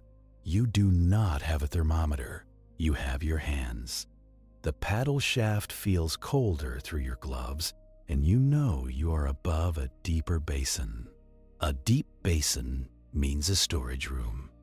It means water can sit here longer, layered, and unmixed, doing chemistry in the dark. You drift for a moment and let the current set you. Raindrops stitch the surface into gray fabric, and beneath that fabric, the fjord is sorting itself into layers again. You see it in small betrayals. A thin line of foam snakes along the right wall, then stops and curls, an eddy, spinning in place. An eddy means the surface layer is being peeled off and recirculated. Recirculation means the same water can linger, warming a little, collecting more silt, losing more oxygen. This is what makes fjords feel calm while they quietly rot in spots. You keep moving because you can feel the rain loading the slopes. Water is falling everywhere at once, and the valley is steep enough to deliver it fast. A low rumble comes from high on the left wall, not sharp like rockfall, longer, thicker, like a heavy blanket tearing. You glance up and see a section of saturated debris begin to creep. It is not a landslide yet. It is a slump, slow enough to watch, fast enough to respect. The whole patch of till moves down slope as one, dragging shrubs sideways. Then it breaks. A chunk gives way and drops into the fjord with a wet thud. Mud and stones punch the water, and a brown cloud blooms outward. The wave that reaches you is small, but it carries grit. It splashes your forearms, and the droplets feel sandy on your skin. That is the fjord receiving another donation. Retreat removes the ice buttress. Rain adds weight and lubrication. Gravity does the rest, and the fjord becomes the catch basin for failure. You paddle away from the fresh plume, because sediment clouds are not just messy. They hide floating logs. They hide the exact kind of surprise that flips small boats. The plume spreads on the surface, then drifts seaward with the outflow. It looks like smoke on water. It is the slope. Exported, you notice the fjord wall opposite is pucked with small caves at the waterline. Not deep caves, just undercut notches. Wave action and tidal currents gnaw at the base. Constantly. The fjord is not only shaped by ice, it is also shaped by tide chewing the scars. You pass one notch and see fresh scratch marks on the rock inside. Long grooves, parallel, clean. Ice recently rubbed there, maybe a berg shoved in by tide. Even after the glacier retreats, its fragments keep doing small acts of abrasion. The fjord keeps sanding itself with leftovers. The rain eases again, and the quiet becomes more obvious. In the lull, you hear a faint crackling, not from ice, but from the shoreline. A hiss and pop, like tiny fires. Kelp, seaweed drying and re-wetting on stones above the waterline, flexing as the tide changes. The tide is turning again. You can see it in the surface flow. The outflow lane you rode earlier is weaker now, less certain. In its place, a subtle push enters from seaward, low and steady. It is not on the surface.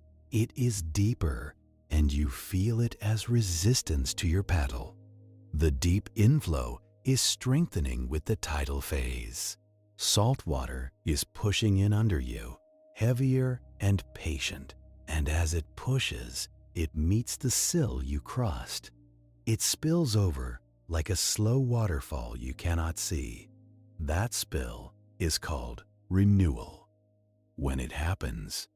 But renewal is not guaranteed. It depends on density. It depends on how salty the incoming water is, how fresh the surface lid has become, and how high the sill stands. Right now, the surface lid is thicker than it wants to be, fed by rain and melt. Thicker lid means the deep layer is more isolated. Isolation means the deep basin is left alone with its bacteria. You drift and listen to the water against the hull. There is a faint change in pitch, as if the fjord is exhaling from below. You are hovering above a place where oxygen might not reach for months. In some fjords, deep water renewal can be seasonal. In some, it can be annual. In some, it can fail for years and the basin turns into a sealed jar. If that happens, the chemistry shifts. Sulfate in seawater becomes food for microbes. They produce hydrogen sulfide, that rotten egg smell you caught earlier, but stronger. And anything that needs oxygen either flees upward or dies quietly. You do not see that death. You just smell hints of it on certain breezes, like a warning letter. You paddle toward the right wall again, because you need a landing. The clouds hang low enough to make the cliffs feel taller. You find a narrow strip of cobbles at the base of a rock rib. You slide the bow onto the stones and step out carefully. The cobbles shift under your boots with a damp crunch. Above you, the rock rib is scraped clean, and the scrape marks run straight down valley. You put your palm on the stone and feel the cold seep in. This rock remembers pressure. You climb a few steps up the rib because you want a higher view. The cobbles give way to a patch of coarse sand, then to bare bedrock. The bedrock is smooth, but it is not featureless. It has chatter marks, little crescent cracks made by stones bouncing under ice. It looks like someone tapped the rock with a hammer in a repeating pattern. The glacier's signature is everywhere, even when you are standing in rain. You reach a small ledge and look back over the basin. From here, you can see the sill pinch you crossed, a subtle narrowing in the water surface. You can also see the debris cone from the slump, its brown plume already stretched into a long ribbon. And you can see the ice fragments farther in, white flecks in gray water, fading into fog. This view is not scenic. It is diagnostic. You are looking at a fjord as plumbing, thresholds, basins, inputs, exports. The whole thing is a system that moves salt, silt, and oxygen like currency. And you are trying to follow the exchange rates with your eyes. You climb a little higher because the ledge continues. Above you, the slope is dotted with low shrubs and moss. The plants are small and tough, adapted to wind and wetness. They root in thin soil that sits on glacially polished rock like an apology. You find another line of old marine life, more barnacle scars, faint, higher than you expect, and beside them, a thin band of rounded gravel, another raised shoreline. You run your fingers through the pebbles and feel how sorted they are. Waves did this, not meltwater. Waves, which means the sea stood here at this height long enough to work. Now it does not. Now you are looking down at the sea from above its former reach. This is Rebound made physical again. The crust is rising as the ice mass shrinks, and it is rising unevenly because nothing on Earth does anything evenly. So the shoreline record becomes a tilted ladder. A few kilometers away, that same former waterline might sit higher or lower. Tilt matters. It changes drainage. It changes where rivers cut, where deltas build, where lagoons drain. It even changes where the ocean can push in because sills can rise relative to sea level. You follow the raised gravel band along the slope, stepping carefully. The band curves gently, wrapping around the basin like a contour line. It is a quiet reminder that water once filled this space differently. You stop at a point where the band dips, then rises again. That dip is not random. It could be where the land has flexed, or where a fault line subtly offsets the surface. Patagonia is stitched with tectonics under the ice story. The South American plate is still doing its own slow problems, while the ice comes and goes above. You crouch and look at the bedrock near the dip. A fracture runs through it, straight and sharp. The fracture is filled with darker material, wet and fine. Sediment has collected in the crack, a tiny archive. It is funny, in a bleak way, how the biggest forces leave the smallest records. A glacier carves a basin, and the proof ends up as a smear of gravel on a ledge. You feel the rain return, light at first, then steadier. The clouds are not done with you. You head back down toward the boat because lingering on a wet slope is how you test gravity's patience. On your way down, you notice something else. The vegetation changes abruptly at a certain line. Below it, moss is sparse and dark. Above it, moss is thicker, brighter. That line is another shoreline marker. Salt spray and storm reach used to keep plants from thriving below.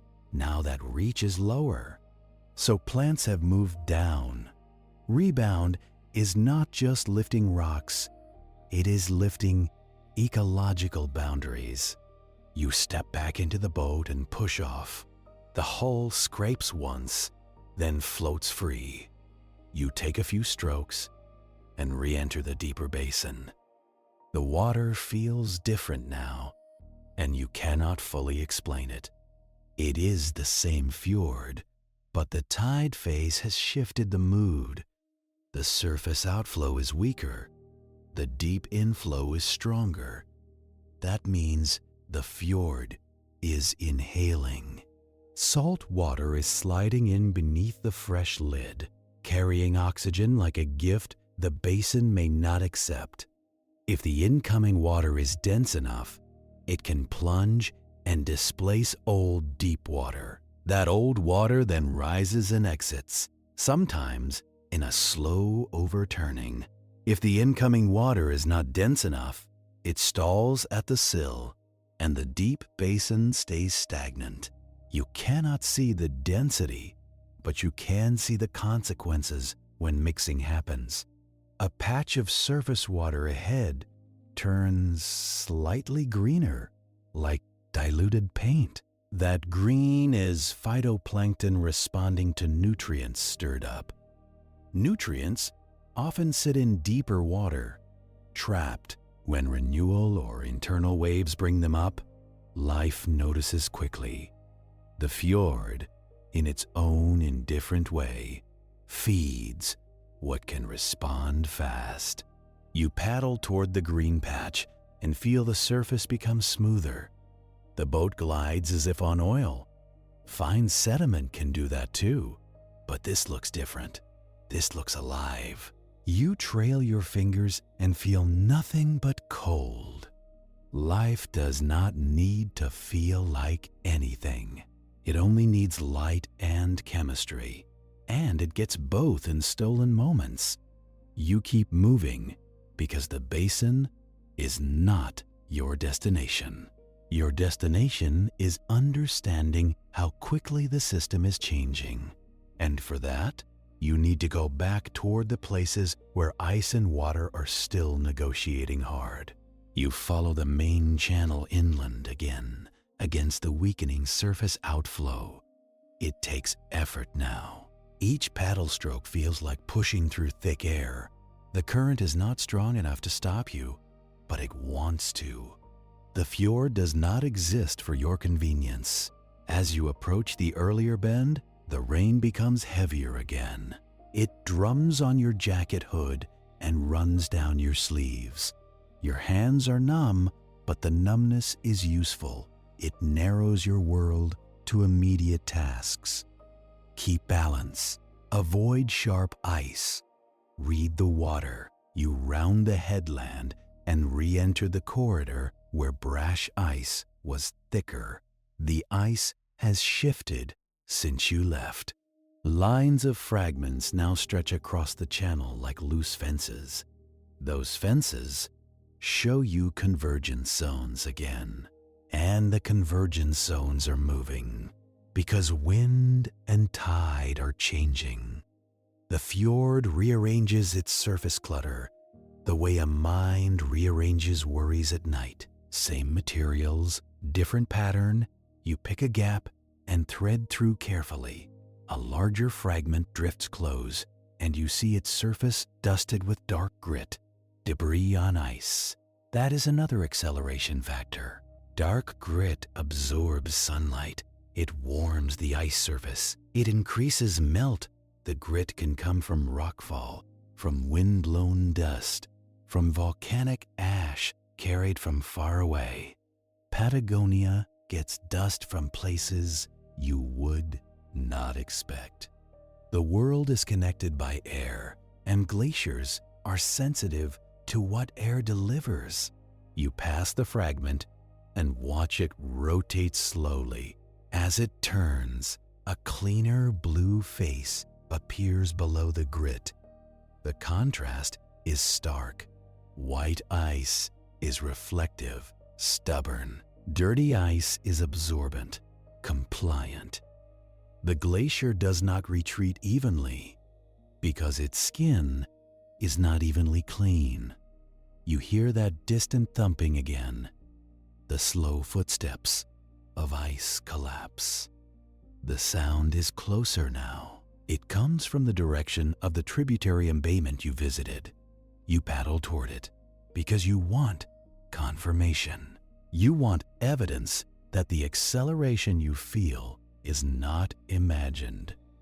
At the mouth of the tributary, the brash field has thickened. More fragments, more splinters, more fresh edges. The water is milkier too, and the plume from the ice front is broader. That means increased meltwater discharge. More water is coming out, carrying more rock flour. You drift at a cautious distance and watch the ice wall through rain haze. The face is streaked darker than before. Meltwater channels are running like veins, and they look fuller. A chunk drops from high on the face, not a huge calving block, just a slab. It hits the water and breaks into shards, and the shards spread outward quickly. This is not cinematic. It is constant. Small failures add up to retreat just as surely as big collapses. You wait, and another slab drops, then another. The front is shedding. This is what an unstable tidewater front can look like when it is thinning and pulling back. Not one dramatic break, many small ones, like a wall crumbling grain by grain. You back the boat away because the wavelets begin to stack. Each little drop makes a small wave. Small waves collide and make irregular motion. Irregular motion rolls the brash fragments. Rolling fragments expose fresh faces to melt. Fresh faces melt faster, and the cycle continues. You are watching self-reinforcement at the scale of seconds. And behind it is the slower reinforcement of warm air and rain. You leave the tributary mouth and return to the main channel. The rain eases again, as if satisfied. In the lull, you hear a low roar, deeper than the earlier water outlet near the cliff. This roar is not beside you, it is ahead, up valley.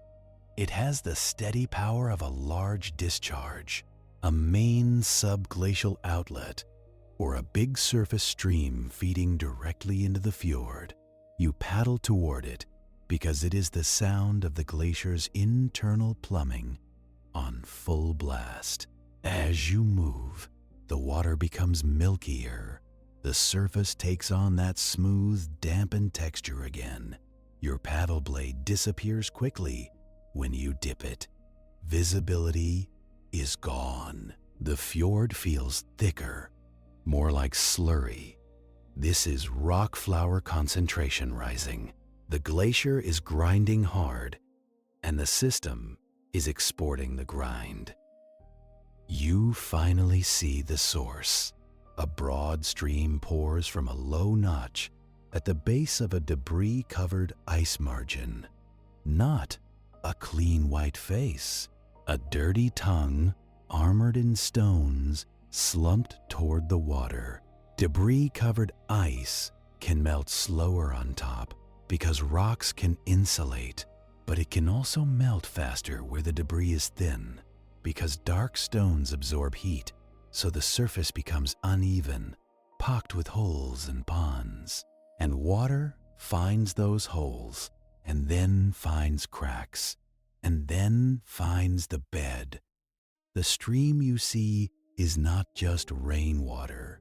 It is a whole drainage network pouring out.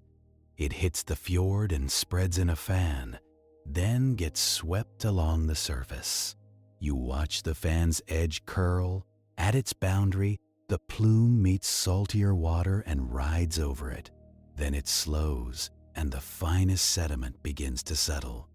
This is how sills are born, not as one ridge, but as repeated pulses of deposition at predictable boundaries. Where the plume slows, it drops its load. Where it drops its load, the bottom rises. Where the bottom rises, the next plume slows even more. Positive feedback again. The fjord is building its own choke points from the glacier's leftovers. You steer away from the strongest part of the outflow because it can pull you. Pressurized outlets can create currents that pin small craft to shore. You keep to the edge where the flow is weaker. You listen to the roar and imagine it under the ice. Water cutting channels at the bed.